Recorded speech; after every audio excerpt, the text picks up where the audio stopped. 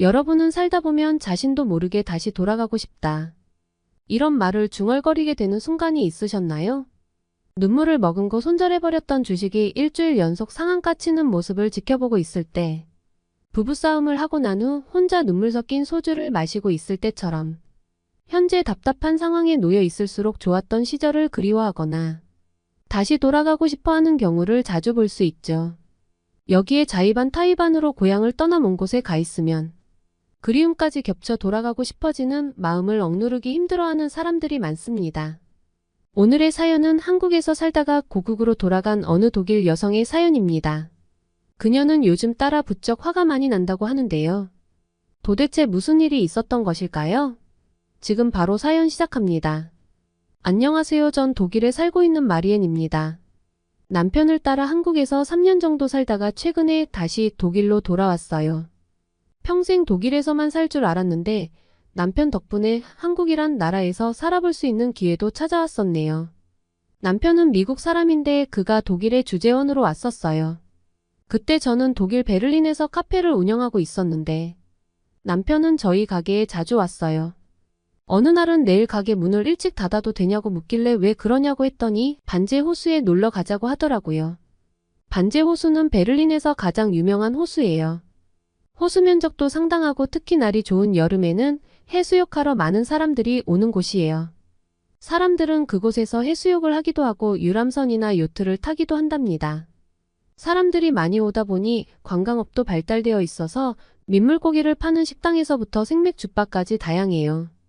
예쁜 호수에서 데이트를 하는데 성사가 안 될 커플이 어디 있겠습니까? 저는 그렇게 남편에게 코가 꿰어서 결혼까지 했답니다. 그리고 첫째 딸과 둘째 아들까지 넷이 오붓하게 독일에서 잘 살았죠. 그러다 첫째 딸아이가 학교에 들어갈 무렵 남편은 회사에서 퇴근하며 좋은 소식이 있다며 신이 난 목소리로 전화를 걸어왔습니다. 우리 가족이 더 나은 삶을 살 수 있는 좋은 기회가 찾아왔다며 남편이 들떠있는 목소리가 전화기 너머로 들려왔어요. 생각지도 못한 소식의 무슨 내용인지는 아직 정확히 모르지만 남편이 이렇게나 신나서 흥분할 정도면 정말 좋은 일인가 보다 했습니다. 저녁을 준비해놓고 기다리니 남편은 활짝 웃으면서 집에 들어왔습니다. 뭐 얼마나 좋은 일이라고 남편은 기념일 마냥 와인과 장미가 가득한 꽃다발까지 사온 거 아니겠어요? 저는 무슨 복권이라도 당첨된 줄 알고 같이 신이 났습니다. 무슨 일이길래 이렇게 기분이 좋냐고 물으니 남편은 한국 주재원으로 발령이 났다며 크게 소리치며 기뻐하는 거였습니다. 사실 남편이 미국에서 왔으니까 미국으로 갈 수는 있겠다는 생각은 해봤어도 한국은 예상치도 못한 곳이었죠. 결혼 후 안정적인 삶을 살고 있던 저는 전업주부로서 역할을 다하며 편안하게 살고 있었는데 갑자기 한국으로 간다고 하니 막막하더라고요. 좋은 소식이랍시고 기쁘게 말하던 남편은 저의 떨떠름한 표정을 보더니 이건 정말 좋은 기회라며 진지한 말투로 변하더군요.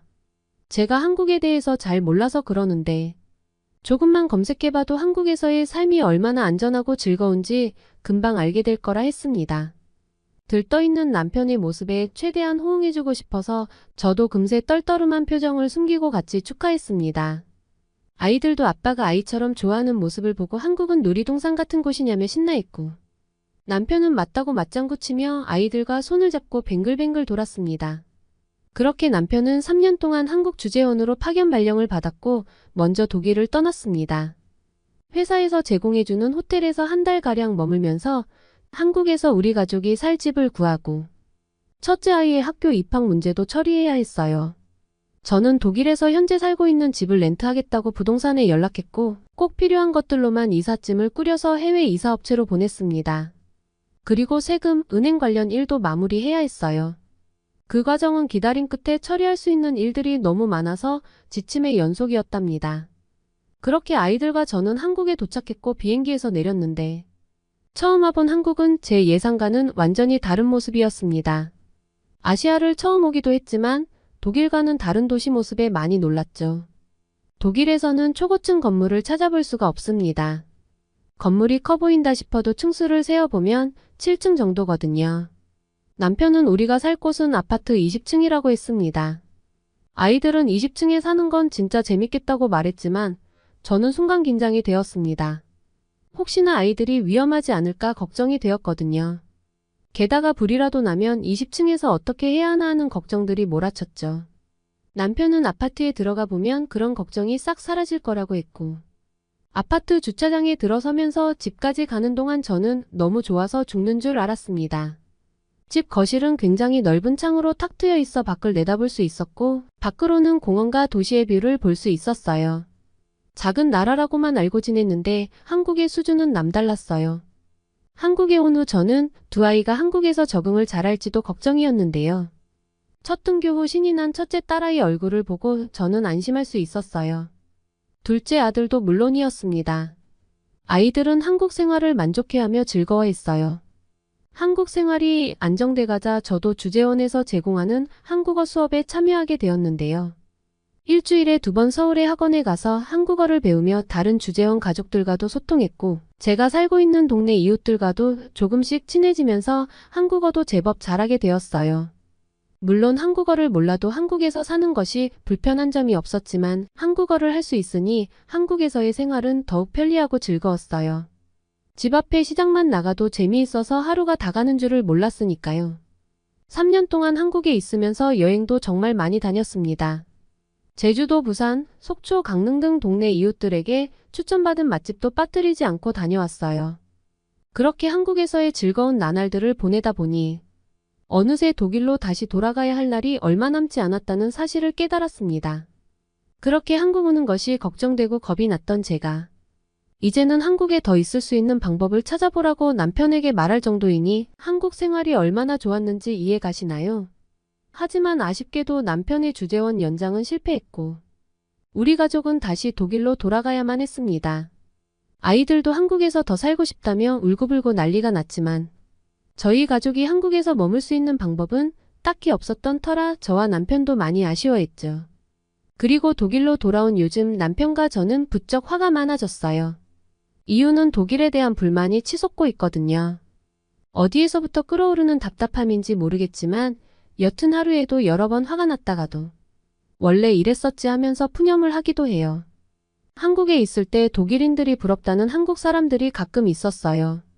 독일은 한국보다 일처리가 선진적이고 합리적이지 않냐면서요. 합리적이라고요? 천만의 말씀, 제가 다시 독일로 돌아와서 인터넷을 설치했던 과정을 들으시면 생각이 바뀔 거예요. 일단 인터넷 설치 계약하겠다고 전화나 온라인으로 예약을 요청해야 돼요. 설치 요청이 접수되면 인터넷 공유기를 받을 날짜와 시간을 또다시 예약을 잡아야 하죠. 그러면 일주일에서 2주일 정도 후에 인터넷 공유기가 배달되는데요. 그 시간에 집에 없으면 반송되고요. 다시 예약을 요청해야 재발송을 해줘요. 무사히 공유기를 받았다면 이번엔 설치기사의 방문 일자와 시간에 대해 다시 예약을 잡아요. 대략 1에서 2주일 후에 설치기사의 방문 일정이 정해지는데요. 만약 예약 시간을 변경하려면 처음으로 돌아가 예약을 요청해야 하고 그 시점에서 다시 1에서 2주일을 더 기다려야 돼요. 그렇게 4주 이상의 기다림과 반복되는 예약 끝에 마침내 인터넷을 사용할 수 있답니다. 그럼 그동안은 어떻게 하냐고요? 뭐 급하면 비둘기라도 보내든지 하겠죠. 그저 기다릴 수밖에 없다는 뜻입니다. 이 상황을 보면 한국이 100배는 합리적이지 않나요?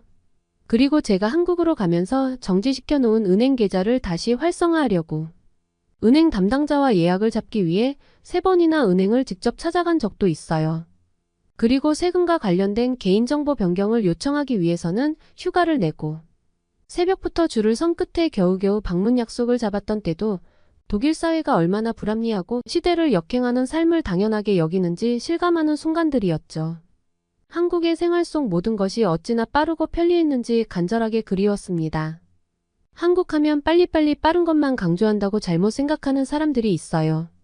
하지만 직접 살아보면 한국은 빠르고 친절하며 정확할 뿐 아니라 생활 속 모든 부분에서 사용자에 대한 배려가 담겨 있고 그게 한국 사람들이 말하는 정의라는 걸 알게 되죠.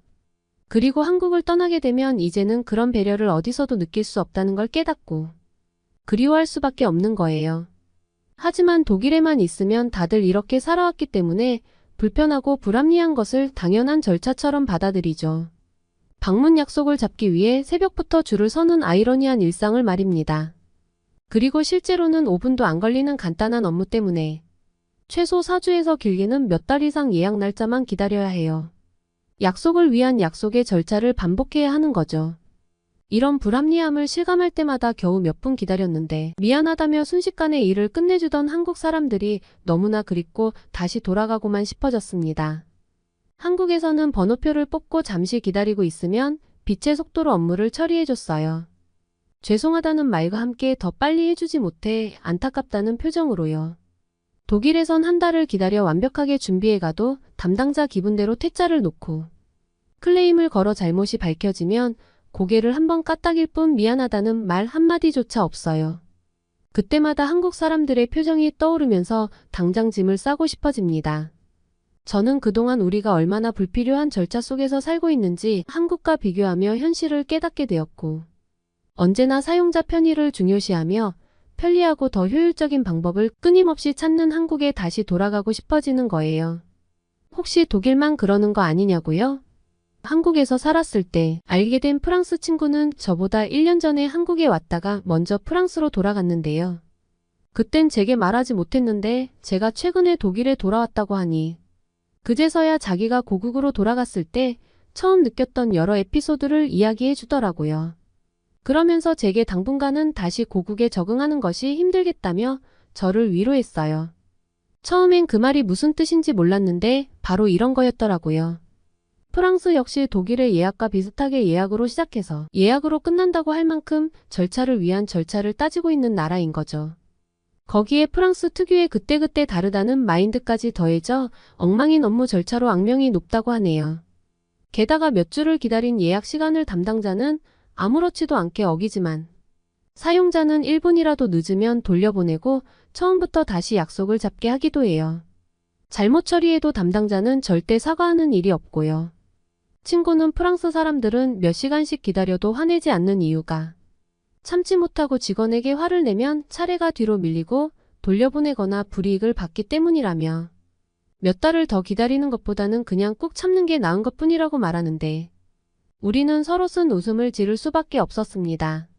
오늘도 가전제품의 AS 신청 예약을 위한 예약 절차를 반복하면서 깊은 화를 느꼈고 그러다 문득 남편이 한국 파견 소식을 듣고 좋아서 꽃다발과 와인을 사왔던 그날이 생각나네요. 지금 와서 보니 좋아하고도 남을 일이었는데 말이죠. 한국이 제 고향도 아니고 그렇게 오래 있지도 않았는데 저는 왜 한국을 그리워하면서 입버릇처럼 다시 돌아가고 싶다고 말하고 있는 것일까요? 독일에 와서 같은 상황에 전혀 다른 결과를 실감할수록 한국이 더욱 간절해지는 요즘이랍니다. 오늘의 사연 어떠셨나요? 오늘의 이야기가 좋으셨다면 구독과 좋아요를 눌러주세요. 여러분의 구독과 좋아요는 영상 제작에 큰 힘이 됩니다. 더욱더 감동 깊은 사연으로 찾아뵙겠습니다. 감사합니다.